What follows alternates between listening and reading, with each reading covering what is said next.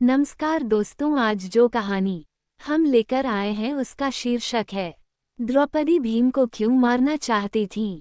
महाभारत काल के ऐसे कई रहस्य हैं जिन्हें बहुत ही कम लोग जानते हैं। इन्हीं रहस्यों में से एक है जब द्रौपदी अपने ही पति भीम को मारना चाहती थी, मगर द्रौपदी अपने ही पति की मृत्यु क्यों करना चाहती थी, और वो भी उस पति की जो उसे सबसे ज्यादा प्रेम करता था और उसके हक की लड़ाई में सबसे आगे खड़ा रहता है।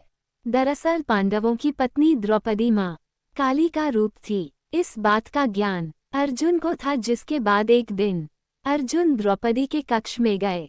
आपको बता दे कि द्रौपदी के 5 पति होने के कारण सभी पांडवों ने ये तय किया था कि उनमें से एक जब भी द्रौपदी के साथ समय बिताने जाएगा तो वह अपनी खड़ाऊं कक्ष के बाहर उतार देगा, ताकि अन्य पांडवों को ये ज्ञात हो सके कि कोई पहले से ही अंदर मौजूद है। लेकिन इस दौरान अर्जुन की बाहर रखी खड़ाऊं भीम ने देखी ही नहीं और वो झट से कक्ष के अंदर चला गया।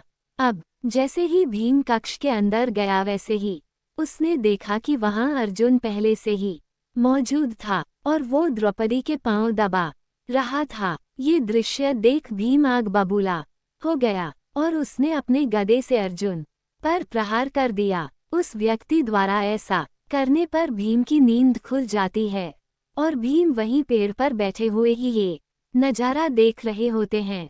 धीरे धीरे वहां एक सभा लगने लगती है। इस सभा में भगवान शिव, ब्रह्मा जी और इंद्रदेव समेत कई देवता शामिल होते हैं और इस सभा को संबोधित कर रहे होते हैं भगवान श्री कृष्ण। तभी भीम देखते हैं कि इस सभा में द्रौपदी आती है, जिसका मुंह खून से सना होता है और साथ ही उसके एक हाथ में खप्पर और दूसरे हाथ में कटार होती है।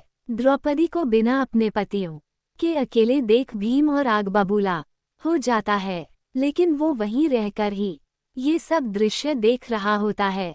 विकराल रूप में आई द्रौपदी तभी सभी के सामने कहती है कि माधव मेरे सखा हैं और उन्होंने मुझसे ये वादा किया है कि वह मेरा ये खप्पर खून से भरवाएंगे। इसके बाद द्रौपदी कुछ ऐसा कहती हैं कि भीम उसे सुनकर दंग रह जाते हैं। द्रौपदी कहती है कि मैं चाहती हूँ कि मेरा आधा खप्पर भीम के रक्त से भरे और आधा कुरुवंश के रक्त से। ये सुनने के बाद भीम को द्रौपदी का असल सच ज्ञात हो जाता है।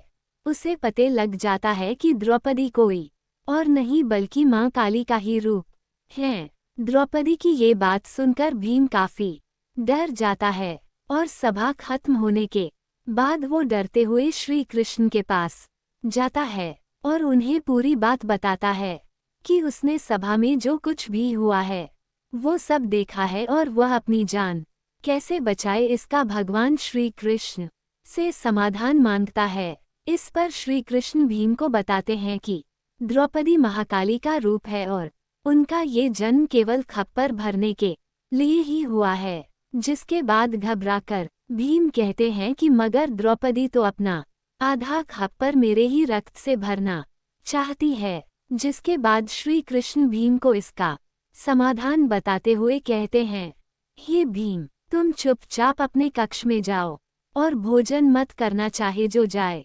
जब तक द्रौपदी तुम्हें भोजन के लिए मनाने न आए तब तक तुम अन्न को हाथ भी मत लगाना। श्री कृष्ण के ऐसा कहने पर भीम बिल्कुल वैसा ही करते हैं। जिसके बाद भीम को मनाने के लिए सभी पांडु पुत्र आते हैं और उसे खाना खाने को कहते हैं, लेकिन भीम नहीं उठते। जब काफी देर तक भीम नहीं उठते तो द्रौपदी भीम को भोजन करने के लिए कहती है, जिस पर भीम द्रौपदी से कहते हैं कि वो केवल एक ही शर्त पर भोजन करेंगे, यदि द्रौपदी उनका मनचाहा वरदान उनको दे दे तो। भीम द्वारा ऐसे कहने पर द्रौपदी राजी हो जाती है और भीम द्रौपदी से वरदान मांगते हैं कि हे द्रौपदी, पांडु की 5 संतानों को बख्श दो। इस पर द्रौपदी कहती है तथास्तु, और इस प्रकार भीम की जान बच जाती है। हमारे चैनल पर ऐसी ही अच्छी कहानियाँ मिलेगी। चैनल को सब्सक्राइब जरूर कीजिएगा। धन्यवाद।